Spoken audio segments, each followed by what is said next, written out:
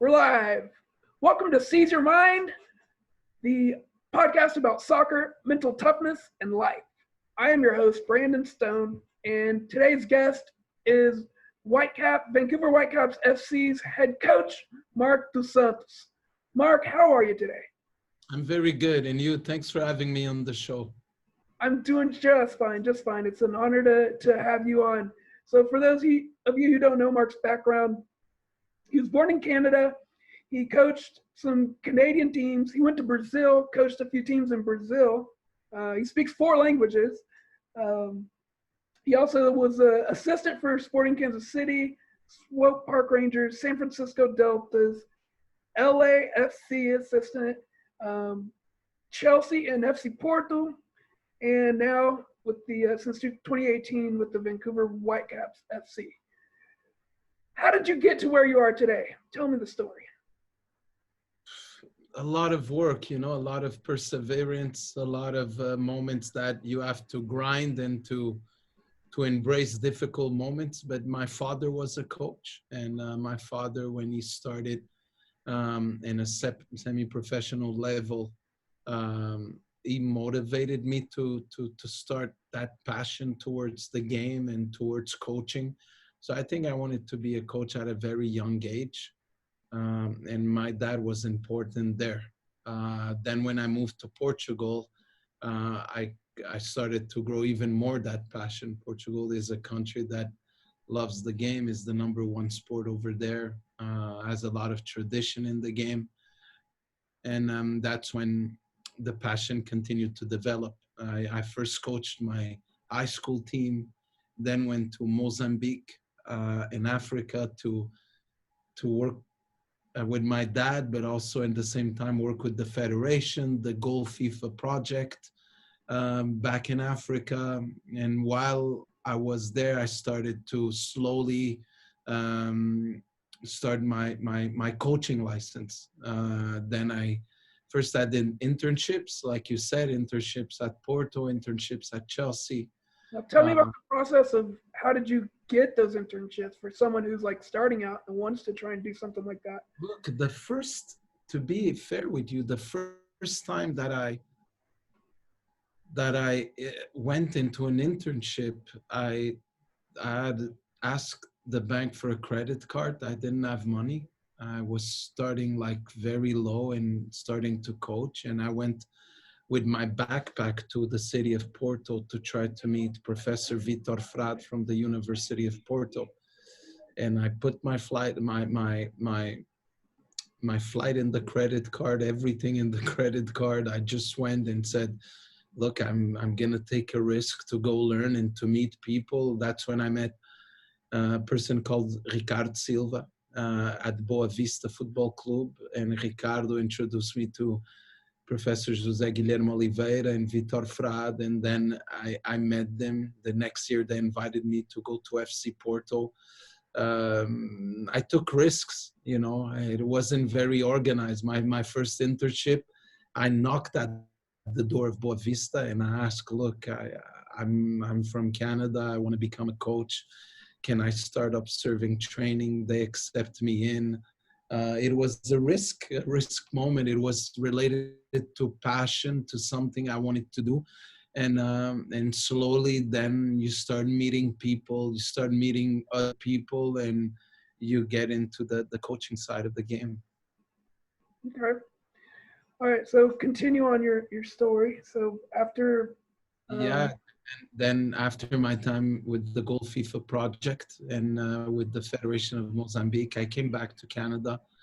I had a little bit now, I had an internship, I had the UFSC license that I was starting from zero.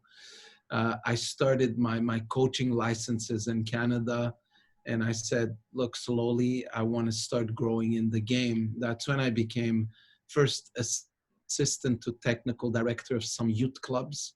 Then I became a technical director of a youth club in Montreal called St. Leonard Soccer Club. Then assistant director of a soccer region that was responsible for many clubs. And then I was in programs while I was continuing my coaching badges and then doing the UEFA B license. I was coaching more important elite programs in the region. That's when the technical director of the Montreal Impact met me, and he started to watch some training sessions and some of my work. And in 2006, the Impact contacted me about creating the first reserve team of the Montreal Impact. That was the Three Rivers Attack. It was an hour and a half away.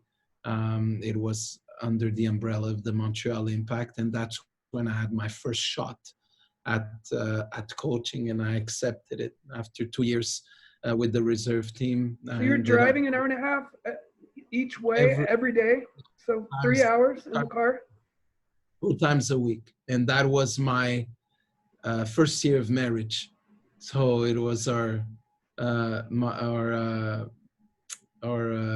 batizado. I don't know how you say it in English. Baptism, trial by fire.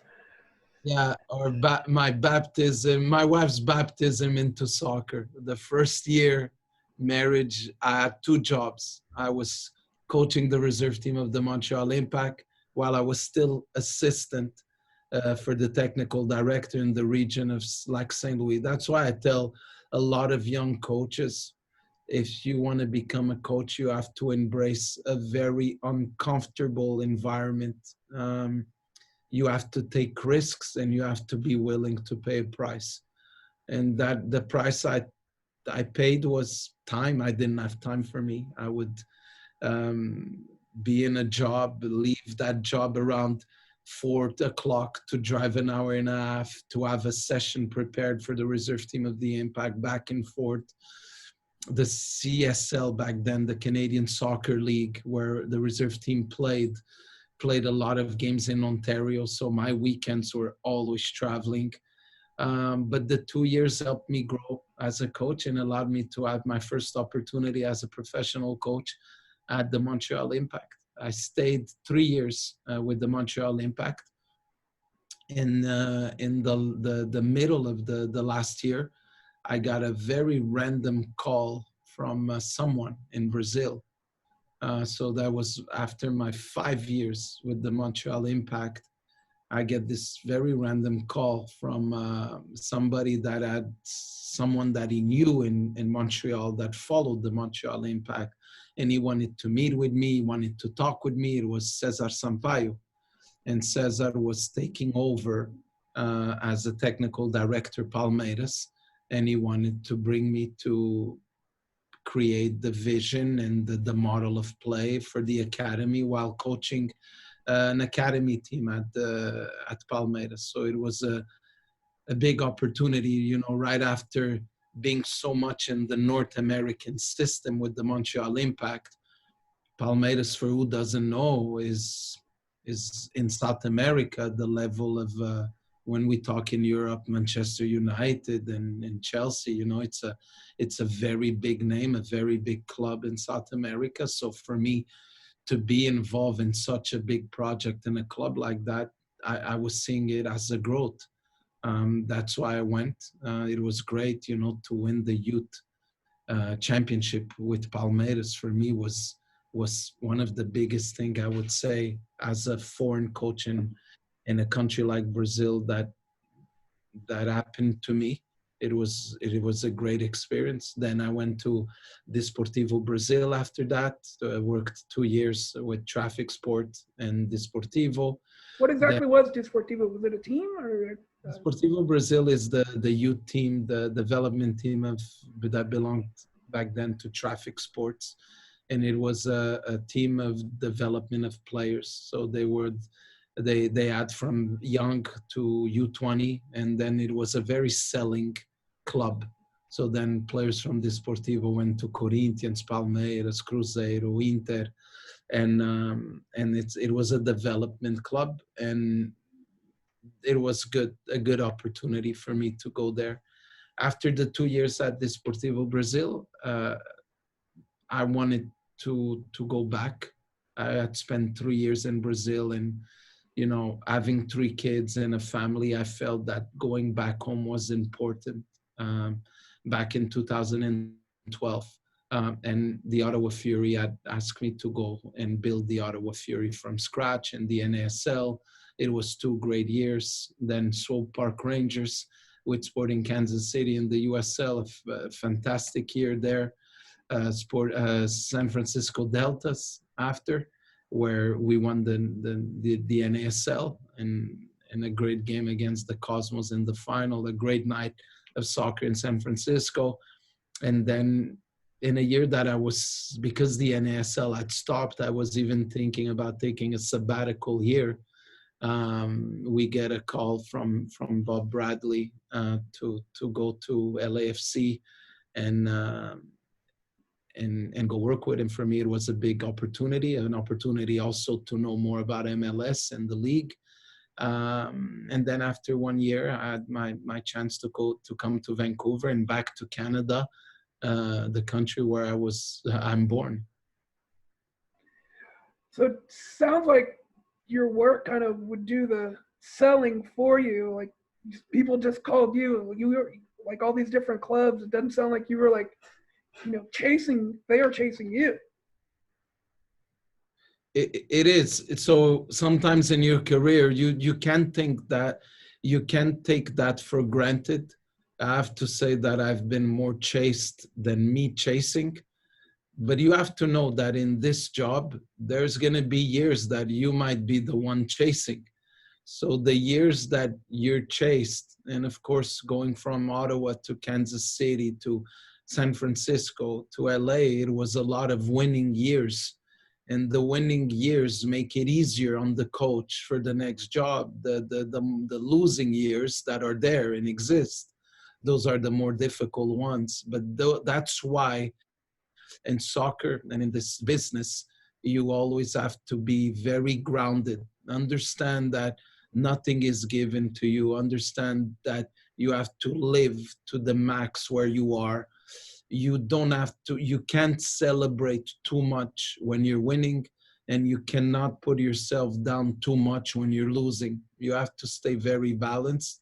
And that's what this job and these years have taught me. How do you keep that balance? Like I told you in the beginning, I'm a faith guy. So that helps me a lot in my balance, believing that life is going to have curveballs, and believing that it's not always going to be perfect, and understand that you are a human and I'm going to do mistakes and I'm going to take decisions sometimes that I'm going to regret, and you have to move on. And sometimes there's things that happen in a bad way, but for you to learn from them and become stronger from them. And when you stay open to that, you live a better life, because you understand that every good moment and every bad moment has a reason behind it. That's how I stay balanced. So you stay open to what happens and see the lesson in it, besides not the loss. You see the lesson. Yes, exactly. Beautiful. Tell me about your work with the Vancouver Whitecaps. How's that going? How's what's the current status of the club? Yeah, so look, the first year when I arrived, it was asked to do a big change in the roster and a big move in a club that was in total rebuild. When you're in a rebuilding situation, there's a lot of pain. You have to be ready. As owners understand that, our club understands that. A big turnaround requires a lot of growth, and with growth comes pain. It's a lot of change, new players, new dynamics, uncomfortable situations. And the first year was a lot of learning towards that. We feel that going into this second year, there's much more stability in everything that we're doing. And this last window allowed us to bring a lot of very dynamic players, young players, players with a lot of hunger and energy. And we felt it since day one of preseason. So I would tell you that today we're a better team, but we still have work to do in some aspects, in some positions in our roster to get finally where we want to get. But are we moving forward as a club? Yes, we are. Right now, we're the youngest team in Major League Soccer. So there's still the challenges of managing experience, managing expectation. But from one year to from last year to this one, there's a jump on the quality of what's happening in the club. Also, with the addition of a sporting director, that the club has been needed for a while now. That also helps. It also allows me to do better my job while people are working with me in other aspects of the team. So I think that slowly this club is going in the direction that it needs to go. It's like a giant ship. You have to just slowly make movements to where you're trying to go. Yeah, and in the MLS, it's difficult for you to do a big turnaround in a roster when you're not an expansion team, because an expansion team really starts from zero. The salary cap is at zero. They have allocation money. They could go and get the players from the first draft. When you're not an expansion team and you're already with a cap and you have to do a huge turnaround, like our case was 18 new players, that hurts in the dynamic of a club. The important now is that we continue this with stability. With this, the Whitecaps need to find some stability so we slowly grow into the club that we could become. See, what is it that has made you passionate to become a coach? Where does that passion come from? I said it. My dad played an important role. It's strange. I never had the dream about becoming a top player. I played in the third and fourth division in Portugal, but never had the dream. I always had. I remember the first team I coached. I was 16 years old, and I was coaching my high school team in Portugal. Wow. So already there, I had the passion towards leading, the passion towards coaching, dealing with situations, dealing with a group, bringing a vision. It started very early. So that's why maybe that I was 31 years old when I became coach of the Montreal Impact. I was 28 when I first coached the reserve team. So I started early. I think it was due to my dad, because he was coaching and I was seeing him a lot. And it's just that some young people dream about becoming a player. Me, it started very early of dreaming about becoming a coach. Yeah, you don't hear that very often, do you? I don't think so. I don't think so. But for sure, I would have to say that my dad played a very big role. But then, of course, I started reading a lot of biographies on coaches and interest in the game and reading a lot. And that slowly, it started to feed what I am today. Who was one of your favorite role models besides your dad in terms of coaching? Maybe a book that you read or. In 2003, I internshipped at FC Porto. In 2004 also. And Jose Mourinho was very new in his work and his work with FC Porto and the work he was doing in training. And the way he coached and the way he prepared back in 2004 was very different and unique in Europe. He changed the game, and he changed coaching and methodology of training back in 2004, and even when he went to Chelsea. So I would tell you that he was the first big coach that inspired me in a different way.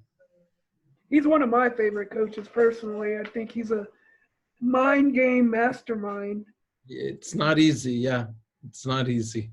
What were some of the things he did different that you noticed that most people wouldn't pay attention to? No, there's a training session that he's doing an exercise that he's preparing his back four to coach to play against Benfica. One example, and in the exercise, the team that was simulating Benfica was always all the exercise, they had two forwards. So in the middle of the exercise, the center back, one of the center backs of Porto, Jorge Costa, he asked Jose Mourinho, hey, why are we doing this exercise against two forwards? Benfica always plays with a number 10 behind the number 9. And Mourinho said they do that until they're down in the score. As soon as they're down in the score, they take the number 10 out and they put another forward. And he said, I want you to prepare already with another forward because against us, they're going to be down in the score. And that was at the same time coaching, but also very motivating for the players to already believe that, hey, we're going to be up in the score against them, you know. So he had a lot of things. He's also a mind game person in training. And yeah, I think that for sure, like everybody, we have to probably evolve. I don't know where he's at there, but I could only tell you that back then when I first had a first encounter with his work, it was a huge source of motivation and inspiration for me. Can you remember a specific incident or time that you used something from his like mind game playbook and you're like, look, he comes from a background of, when it comes to training methodology, that is very related to tactical periodization and related to the work and thoughts of Vitor Frade and José Guilherme Oliveira and the University of Porto. So everything from that part I relate to because it's a methodology of training that I believe in. But I don't think as a coach, you should imitate no one. So do I do things trying to imitate? No, I'm not like that. Ideas of training, yes, I could take. But then I think every coach has to have his own ideas, has to have his own behavior. The very important thing I think young coaches have to know is you have to be yourself. You have to be yourself. Players are going to players are going to follow coaches that are, how can I say this, that are very open, that are genuine when they talk and how they behave. If you're a young coach that tries to imitate Jurgen Klopp or imitate what Guardiola does or imitate what Sarri does, you're not going to be yourself. So no, there's never I tried to imitate something, but I was very inspired by the work and methodology of work. Understood. Tell me about how you helped your players with confidence, for them to be more confident, or if they've lost confidence, to help them regain their confidence. I think every situation is very particular because one thing you realize is every player is so unique and every player is so has such a different personality. But it's important to remind them of the good moments that they had. And if they're down, what made them good in month A or month B? And why are they in a bad spot today? And sometimes we use video. Sometimes we use situations in different games in training. But I think that when a player is down in a position that is difficult mentally, he has to be reminded, and we have to show him the moments that he's done well and why he's done that well. But I really think every player has a different type of personality, so you have to approach all of them in a different way. So it's not a one shoe fits all. No, because it would be too easy. You do a PowerPoint presentation to every coach in the world, and you say, hey, if a player struggles with confidence, do this or that. It's not like that. It doesn't work like that. A player brain is very related to who they listen, what does they agents say, parents say, girlfriend says, wife says. There's so many, sometimes what they read on Instagram, on Twitter about them, there's so much going in their head that the way you approach each one of them is so much in a different way. So a lot of different, you know, like you said, influences coming at them, and you never know who they're listening to or what. Exactly. Okay. Yeah. Understood. What about in terms of similar to that, in terms of staying positive when maybe you are down a goal or two? How do you keep the team motivated to not just give up? You're dealing, in my case, we're dealing with professional players. And in this, they have to have the mental toughness and believe that they could go on. During the game, mental toughness in a player is important for the players to stay in the game, to continue to be professional, despite if they're down in the score or not. That's important.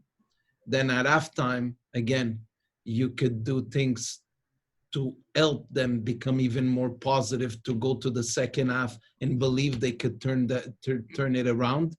And you could also use some experience of the past that, hey, remember guys, when we were in this spot in this game, and this is what we did, and this is what happened.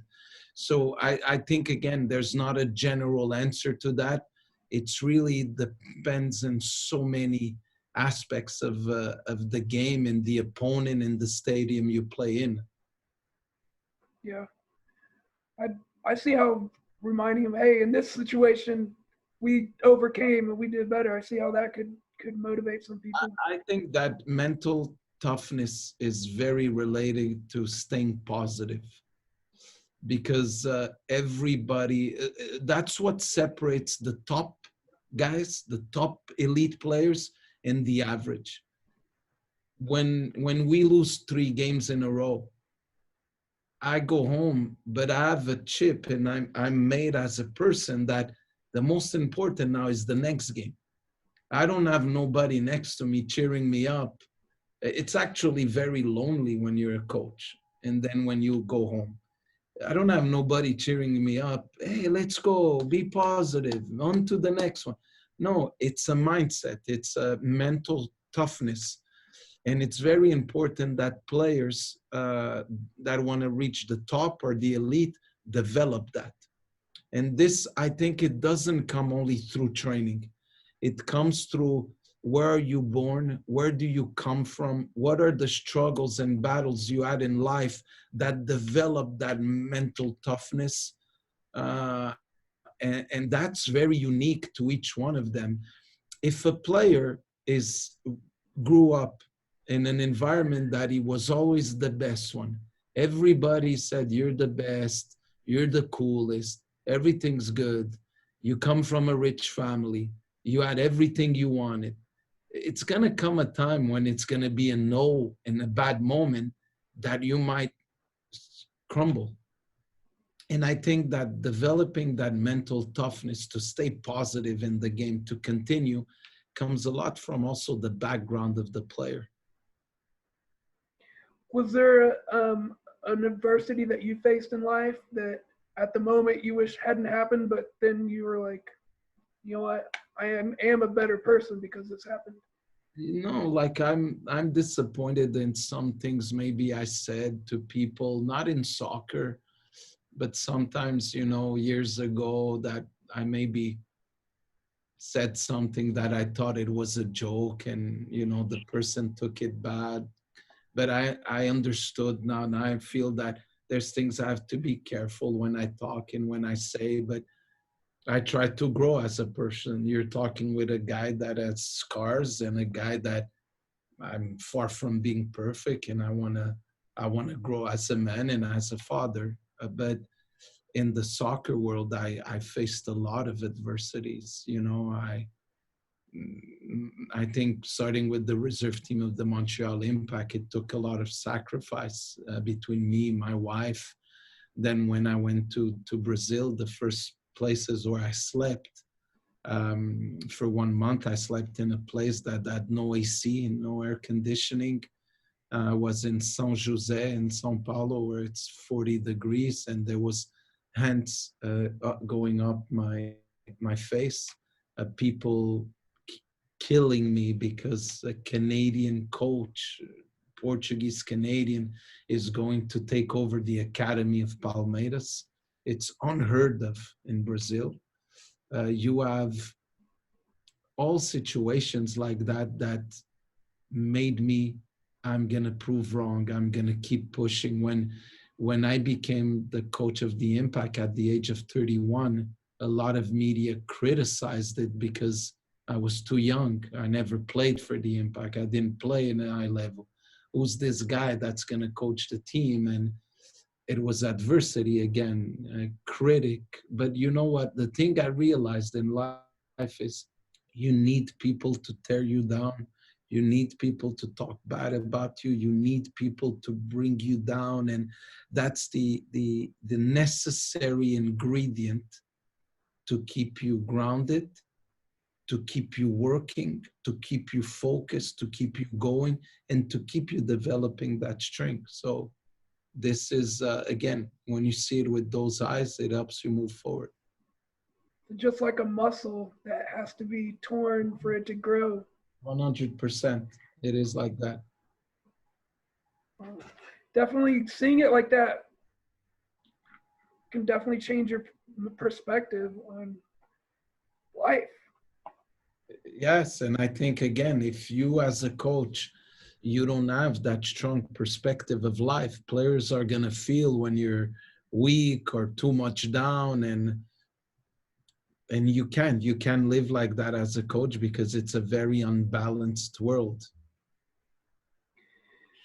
Tell me about how you keep things fun in trainings and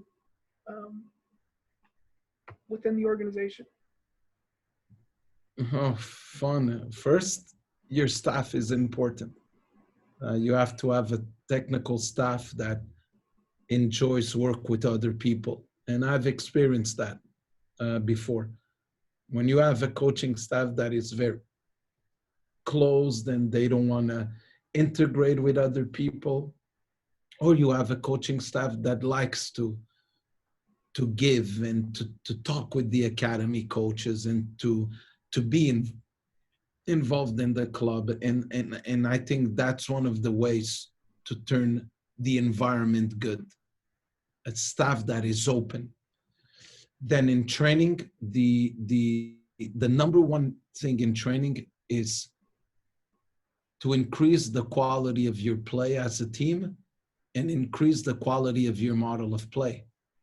But then you have to have a variety of exercises so the players are not always doing the same thing. That's my opinion. If the players are always doing the same thing, they could switch off, in the sense that, again, we're doing this, and it could become a mental fatigue you could create in them. And that's why for us to keep working in our model and increasing our model, and to keep it fun in the group, the exercise, and in enjoying the exercise, one, the quality of your staff to help you run it, and two, the variety in the exercises.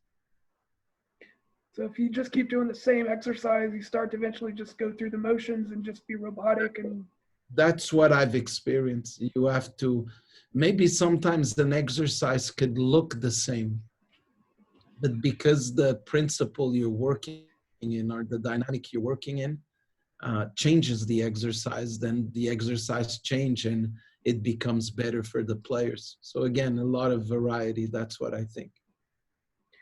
Were there any things you picked up in Brazil that you kept as a coach and still use to this day? So many things, but I'll give you two big ones. Number one, in Brazil, the only thing that matters is the next game. Because in Brazil, they don't talk about process. They don't talk about project. Sorry, they talk a lot about project, but the project is of 2 weeks, 2 games. If you lose the 2 games, the project's done. They don't talk about these things. So what I learned in Brazil is you have to live every game like it's a final. It's a country that is the country that fires the most coaches.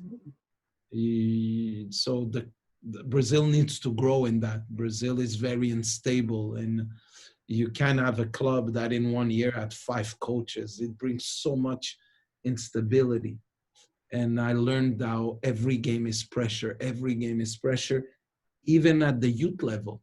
The youth level, it's incredible. You had coaches being fired right and left, and in North America, it doesn't exist. In North America, you coach you 16 boys, and if you're a good guy and you do a nice job and the kids like you could lose 10 games in a row. It doesn't matter. At Palmeiras, I remember I'd lost home against Corinthians 1-0, and I thought I was going to get fired. And that year, we maybe lost 2 games out of 54, and we won the championship. But yet that day, it was scary for me. So that's one of the things I learned. The second thing I learned is just comparing with kids in North America. I'm going to include the US and Canada. You cannot compare the mindset of the kids in Brazil when they train, when they do an exercise, when they're committed to the club. And the reason is that they're not entitled maybe like we are here. I see more of entitlement in our young players. I see more of they're 17 years old. They think they have to go to Manchester United. They feel they have to play in the first team. There's entitlement. In Brazil, I didn't see that. I saw work, commitment, a lot of being thankful for what they have. And I think the reason is what I asked once. I had a player called Lucas Torres in Palmeiras, and he's 15 years old. He was 15, and I asked him, what do you think about the young player and all that? And one of the things he told me, he goes, Coach, I think one of the things you need to know is that we're 25 players in Palmeiras U15 team, but there's 1 million kids that want our spot.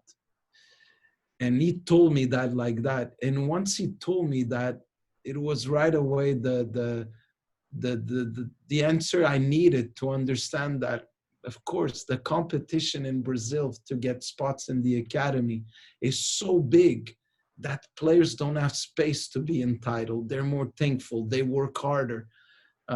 That's one of the other things I learned. And again, I seem negative towards the young players of my country, but at the end, I have to say the truth. And if that doesn't change, we're going to have a tough time developing and becoming better. That has to change.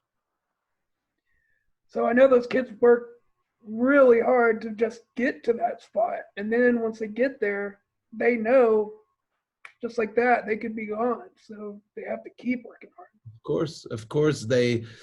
Look, I'll give you an example. I had a young player called Vitor Zina, a winger, and he went from when he was 9 years old or 10 years old to the Peneira of Palmeiras.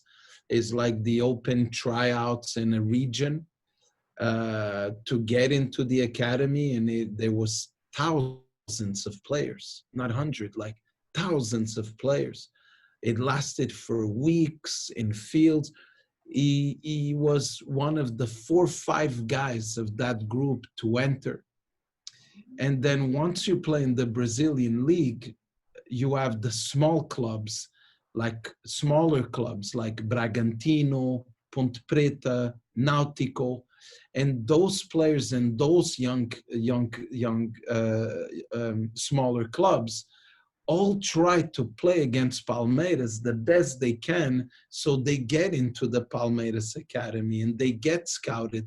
So the level of competition at the youth level is so big that there's no space for you to be entitled or comfortable in a position or thinking that you're never going to lose it. At the youth level in Brazil, if you're not a Neymar or a Gabigol of this world in that moment, that at that age, very special player, you have to stay on your toes. You need to keep pushing. You need to work hard because that spot could be taken like that from you. I've actually been to Nautical's stadium and watched a game or two at the Nautical Stadium in Recife. Oh, cool. What a nice place, Recife. Yes. You had oysters or no? Wasn't a big fan of oysters, but. Oh, I'm a big fan, but I heard the oysters there were incredible. Played a lot of beach soccer there too. Yeah, good. That's great. Good memory. They had a bunch of lights out and really flat beaches at night. So, tell me about the culture that you're building at the Vancouver Whitecaps. How do you go about building the culture there, and what is it like? Well, the culture for me is built through our four cornerstones, and to develop a winning mentality and to change what we want to do here. It was important to change the model of play and our idea of the play. We want to become more of the aggressor. We want to be more aggressive as a team, but always build in our four cornerstones. So our four cornerstones are work ethic, because that brings the work ethic is contagious in a group. Not only in training, but in games. We want to make sure that everybody that comes to the club has that work ethic in him, in games, in training. That's why we want players to set by the example. Mentality is another one of our cornerstones. Mentality means never take shortcuts, always being a group player with the right mentality. Always focused on the mission. Team spirit is one of our other cornerstones and part of our culture. Always stand by, ready to help your teammate is important for us. Do we have a team that is able to lose together? If yes, that's going to be the sign to win together. The team spirit is very important. And another cornerstone is the discipline. High performance requires incredible discipline. So we need people that are ready. We need people that take care of their body, that they're good pros. So we build our culture around those four cornerstones. We build that we want to play around our four cornerstones. And every time we go recruit a player, we think about work ethic, mentality, team spirit, discipline. If we see a red flag in one of the players there, that one of these cornerstones has a red flag, we step back. We want to make sure that we get the right people to have the right group. I like that. I like that a lot. What about leadership? How do you develop leaders both in your team and within your staff?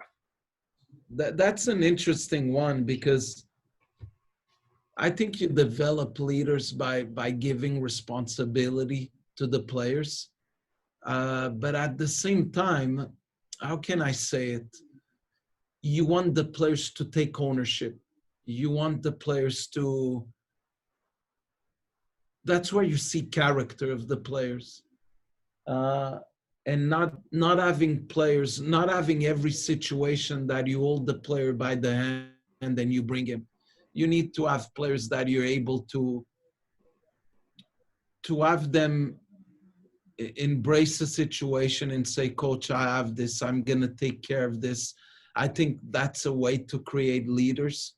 But it's also important that you bring in guys in teams when you're building teams that they have good sign of leadership. it's important to bring guys into your team that, you know, in the previous teams that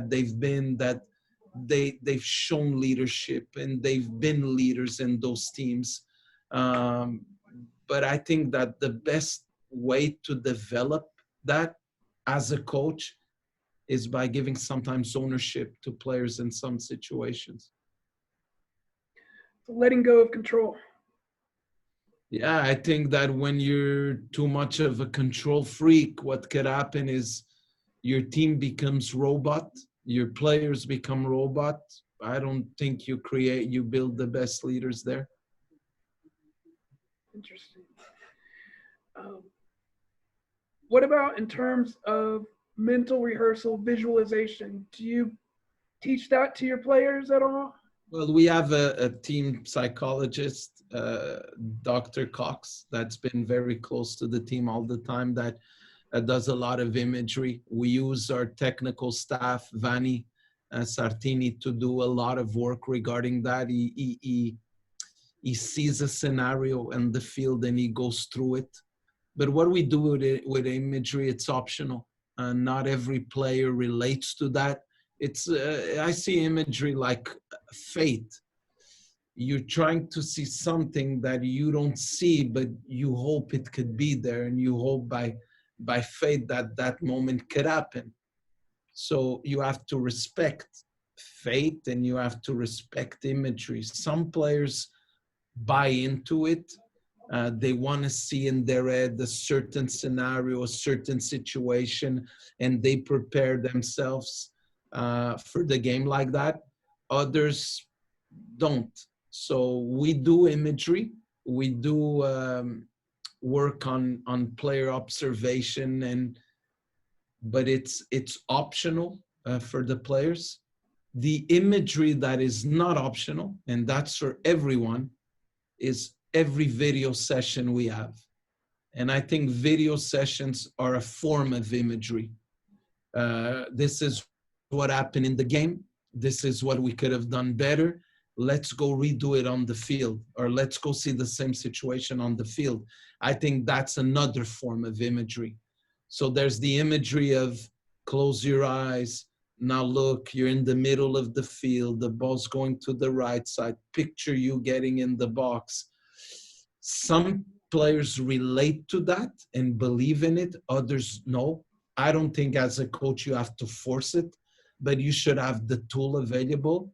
But the imagery that is the team imagery for me is the video sessions. Do you personally use imagery? Yes, I use imagery the day of the game, hours before the game. So I go through scenarios of substitutions. If this happens, if we're down in the score, who's the best option coming off the bench? If we're up in the score and this guy gets tired, I go through that form of imagery.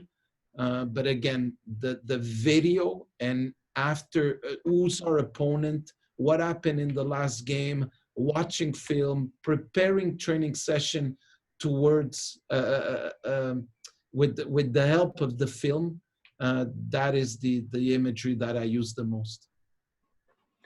So in terms of substitutions, you kind of play out different scenarios in your head and then come up with solutions. Yeah, that I do every match game. Probably in the morning, I go through it. I write it down. Okay, these are the 11 starter. These are the 7 on the bench. If we go up in the score, if we go down in the score, if we're playing Columbus and now Zardison is on the bench and now he comes on, you know, all these things, I go through them in the morning of the game for sure. Cool. And my last question to you is, if you could give yourself, your 20-year-old self, some advice, what would it be? Oh, man.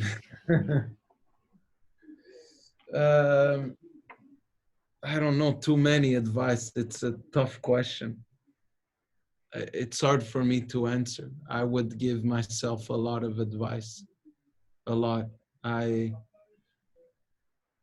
You have to be sensitive to what's happening in the world, you know, more sensitive to